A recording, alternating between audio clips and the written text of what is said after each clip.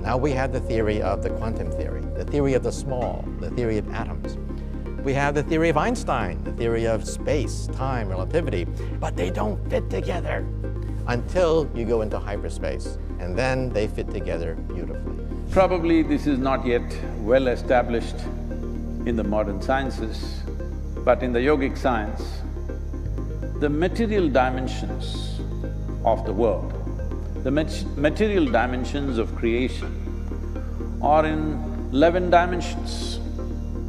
Everything that's material is 11. If it moves to the 12th dimension, it starts dissolving into becoming non-material or non-physical in nature. So what is beyond 12 is Shiva's realm. Shiva means that which is not. So beyond 12, it is no more physical, it is that which is not. What is below 12 is 11. So this is that which is. And so the mathematics has shown that we need 10 or 11 dimensions, including the three we see. Well, today, we physicists believe, we cannot prove it yet, but we are the fish. We spend all our life in 3 dimensions. We go forward, backward, left, right, up, down, thinking that anything beyond our pond, anything beyond our little puny universe is science fiction. We say, bah, humbug. We can't say that anymore because the concept of higher dimensions now is the biggest game in town. You see, in 3 dimensions, there's not enough room to put all the laws of physics. But when you go to this larger pond, this pond of hyperspace, then all the laws of physics just fit together like a jigsaw puzzle. Physics and yogic science, 2 fields that seem worlds apart. One rooted in equations and experiments, the other in introspection and inner experience. Yet, when you dig deeper, they converge in a fascinating way. Both suggest that our reality isn't confined to just the 3 dimensions of space and 1 of time that we perceive. They propose something mind-bending. There are 11 dimensions of existence. Let's begin with physics. String theory, one of the most advanced frameworks in theoretical physics, suggests that the universe operates in 11 dimensions. These dimensions include the familiar ones: length, width, height, and time, but also 7 additional, unseen dimensions. These are believed to be curled up at such minuscule scales that they remain imperceptible to the human eye. These extra dimensions are key to uniting the forces of nature, like gravity and electromagnetism, into one cohesive theory. Now, turn to yogic science, an ancient system of exploring consciousness and existence. The yogic texts describe the universe as operating on 11 planes of existence. Yogic masters, through deep meditation and yogic practices, claim to have accessed these dimensions directly, experiencing realities far beyond the physical world. Well, today we see the world as is very broken. We see pieces of it. But at the beginning of time, when the universe was first created, that's when the crystal existed in its perfect form. We call it the superforce. A single superforce held this crystal together, but then we had the Big Bang, which shattered this crystal, giving us the shattered universe of today. When you look around you and you see the different forces, mountains, clouds, planets, it's broken. We live in a horribly broken world. But at the instant of creation, there was perfection. There was perfection in a higher dimension. This perfection cannot exist in 3 dimensions. Now, some people say, well, why 10? Why 11? Well, it turns out that there are certain magic numbers in mathematics, numbers which have spectacular properties. It turns out that if you go to a 13-dimensional universe, a 15-dimensional universe, it's unstable. Particles would prefer to collapse down to 10 or 11 dimensions because the mathematics shows that self-consistency is important. They're unstable. Universes in 29 dimensions are simply unstable. There is something called as a constructional theory that they have gone into these days, and they are clearly saying the design of an atom and the design of the cosmos are same. The fundamental design of an amoeba and that of a human being is the same. Only the complexity and sophistication has multiplied many-fold over, so it looks so different, but fundamentally it is the same thing. So because of this, in the material world, so many things hang around number 11, because that is the dimension we are representing as Devi.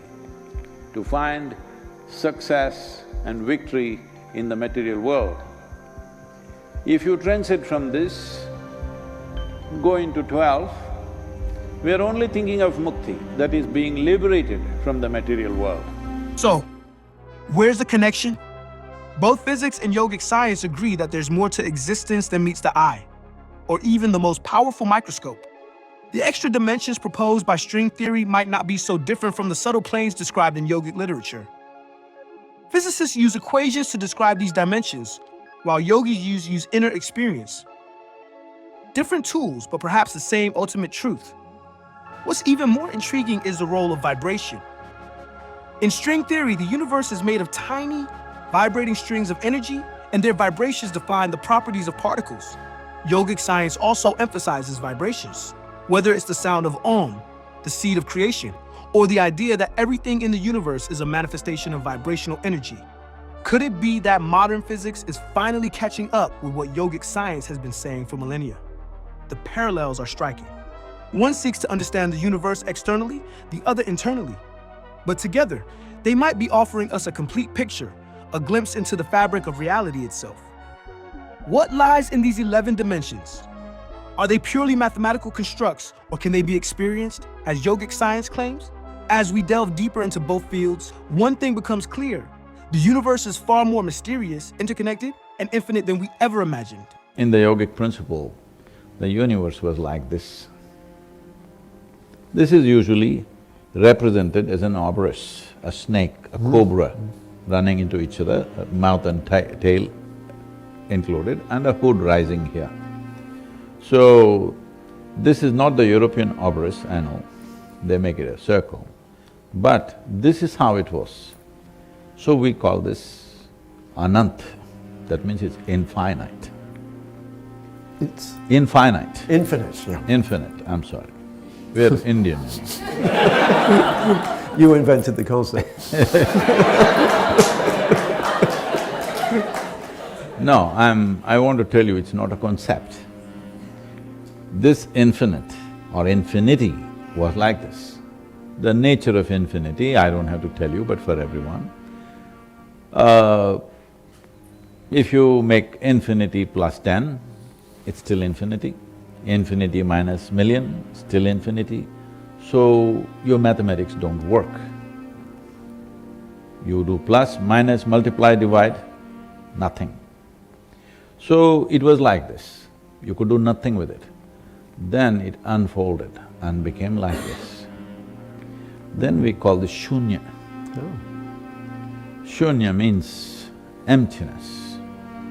It became empty. What was infinite became empty. This is very important to understand this. What was that which is infinite? Was it not empty? We could not even call it empty or full at that time, because it's infinite. There's no plus minus to it, no multiplication and division to it. So it was this way, it uncoiled itself to become nothing. Nothing means we must put a hyphen between no and thing.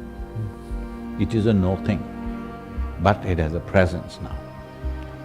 This presence, I'm assuming, maybe this presence is what the modern scientists are calling as dark energy or dark force or whatever.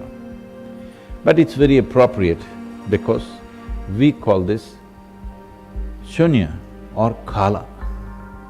The word kala means empty, the word kala means darkness, the word kala means time, the word kala means space. All these four things became somewhat manifest because it became a kala. So this is here as emptiness, but we call this infinite space.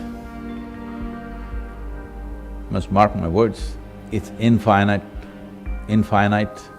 space, not time, because there is no distinction.